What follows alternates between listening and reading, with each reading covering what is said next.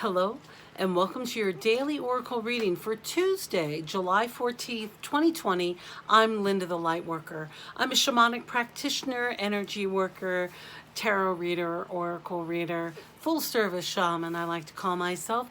And if you'd like to know more about me, all my information is down below in that diddly-do box.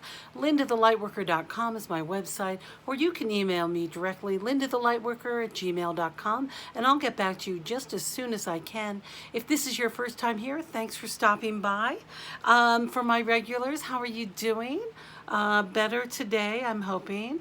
Let's jump into our cards. Now, this is a general reading that I do for all of us, especially during the time of COVID. So take what you need in the information and leave the rest. You don't have to digest it all if it doesn't suit you. Today, I'm working with this really incredible, beautiful deck by Stella, Bennett, and it's called The Star That Never Walks Around. It's very interesting.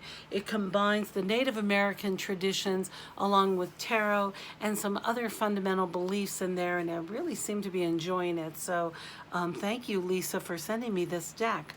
All right, our first card today is the Eight of Turtles. Now, my turtles might remember, those of you might remember that the turtles are also like the pentacles in the traditional tarot deck.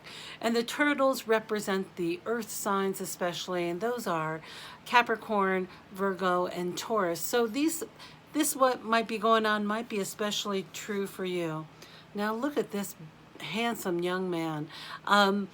The first time when I saw this card and it came out, I was like, ay, chihuahua, he's a hottie. But goodness, he's wearing virtually nothing, and he only carries with him 2 arrows. And those 2 arrows represent, one represents his mind, and the other represents his heart. And these are your tools.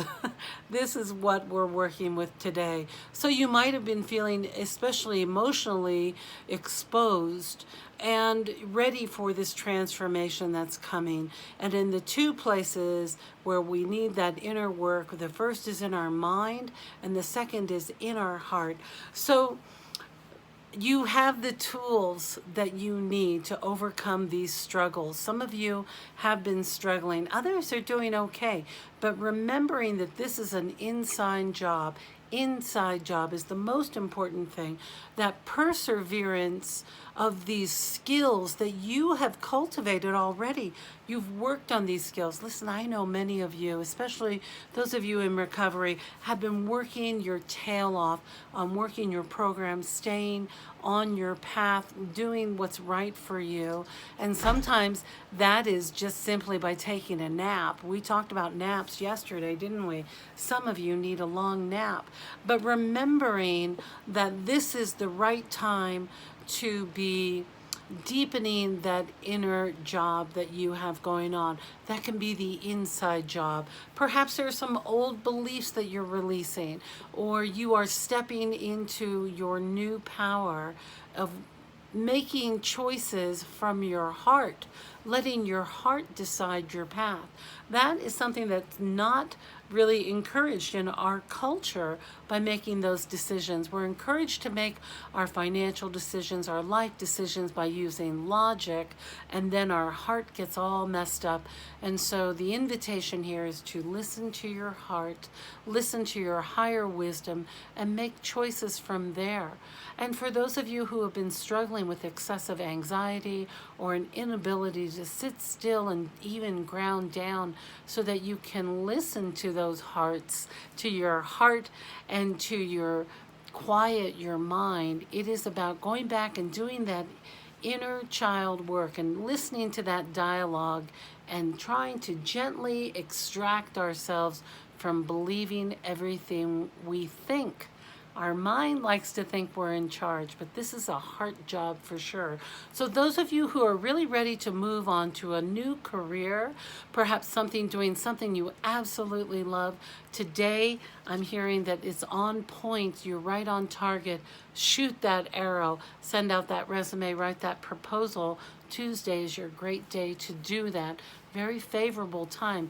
I'm hearing with this new moon that we have coming too, Jupiter is doing some wonderful, magnificent things, which brings luck and success and unexpected joyful events into our lives. So hold steady, those of you who have lost your faith, because look at our second card today. You're not even going to believe it. Another 8. This is the 8 of butterflies, and the butterflies represent the swords, and the suit of swords in traditional tarot relate to our air signs, and those are Libra and Gemini, and what's our Libra, Gemini? Oh, Aquarius. How could I forget you? My companions, some of my best friends have been Aquarians. But listening to the Aquarians and all of the air signs, they relate to the stuff that happens in the mind. You know, the beautiful thing about, for instance, a Gemini is able to visualize and to think about what they want in their life and just create it through the ethers, but it is being in that visioning state. It's not in that mouse state where we're like going over those lists of this and that and things that nitpicking. Not at all. Being free like the eagle in the mind and allowing the hawk or the owl to come in and show us those messages. I just keep seeing all these big birds flying around out there. Not big bird, but big birds. So as we look at the image of this man, yet another naked man here, man is feeling very exposed, naked, exposed to the elements, and being reminded that it's time to let go of those old beliefs, those old anxieties, those old fears that don't serve us. Many of us have picked those up because of habits, and it requires consciousness to say, this is a habitual thought and it no longer serves me. So today's a great day to put down those old thoughts that are not supporting you. You have to be your best friend. You have to be uplifting to yourself. So if you are, look at how this poor guy in this image, he's not even looking up. He's just so downtrodden when everything he needs, all he needs to do is look up to the sky and take the wisdom of the eagle. Eagle is always great spirit coming and bringing him messages. So when spirit's calling, and I'm hearing spirit is calling, look up and let spirit pick you up and lift you up out of this quagmire of old beliefs that no longer serve you. You will feel lighter as you're able to let go.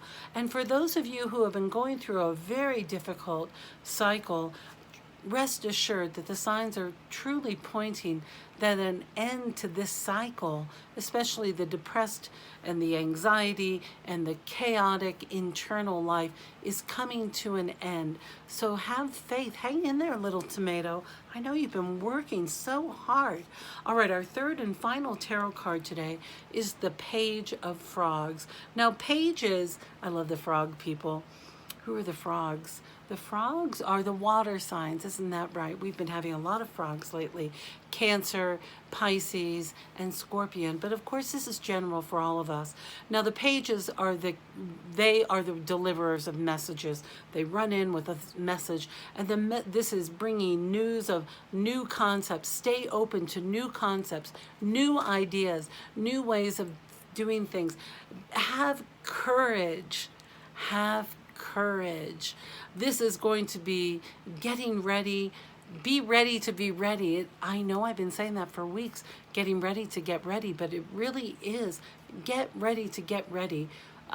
Purge what doesn't serve you, donate or gift it. There are a lot of great free websites out there like Free Cycle and Craigslist, and there are things that no longer serve you that others might need. And cultivating that energy of sharing what no longer serves you with others is a great way for you to feel stronger in your power, because when we release those things that no longer serve us, our saddlebags get lighter and our horses can take off and gallop faster and in a joyful way. And it's so much fun when we're on our horse. Remember, that's our personal power. So it's about regaining that personal power, stepping into your power.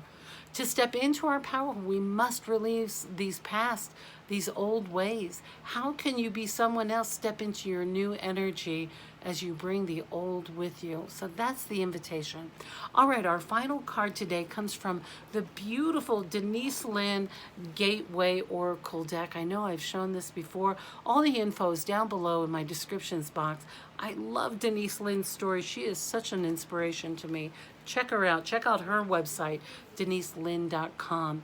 All right, our final card today is the Cultivating Prosperity. Now, she does have a, what is this? This is an affirmation here. So here's our affirmation is, the abundance of life, oh no, the abundance of the universe is pouring into my life. The abundance of the universe is pouring into my life. Did you hear that? The abundance of the universe is pouring into your life. The invitation here today is, the question that Denise suggests is, are you prepared to receive it?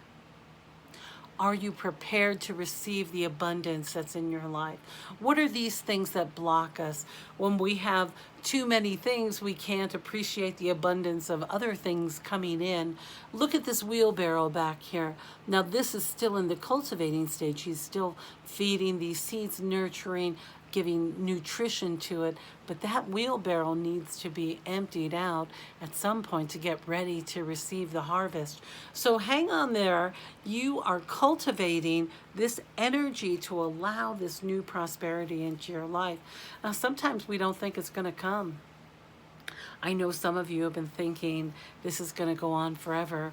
And in this time of COVID, there might be some new things that are happening that might last for a long time. But remember, these readings are for you to stay on your life path, for you to do what's best for you today, for you to take care of yourself, say nice things to you, be gentle with yourself as you're going through this.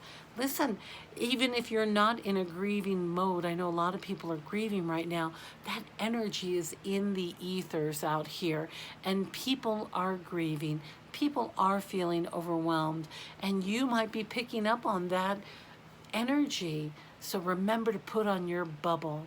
Bubble up and visualize yourself in an iridescent sort of jumpsuit, head to toe, or whatever color inspires you.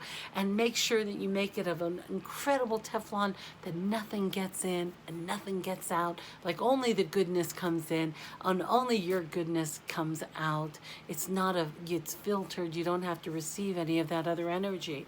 Jumping off of the collective consciousness is not easy, but it can be done. And then we can create our new level of consciousness, but we got to do it together. So little tomato, you got to hang in there, because I know it's been tough, but you're doing a good job. All right, my dear, that's our reading for today. If this is one of your first time stopping by, thank you for being here. If you're one of my new subscribers, I really appreciate that. Please feel free to comment. Let me know how you're doing. You can let me know what's going on down below. I missed you while I was out of town, so it's nice to reconnect with you guys and to remember our only mission today is to take life one day at a time, doing our best, slowing down those thoughts, stepping off that anxiety treadmill, and breathing into the moment, because the only thing that matters is this moment right now. This moment is the only thing that matters, and you are incredible. You can do it. All right, my dear. I love you, and I look forward to seeing you next time.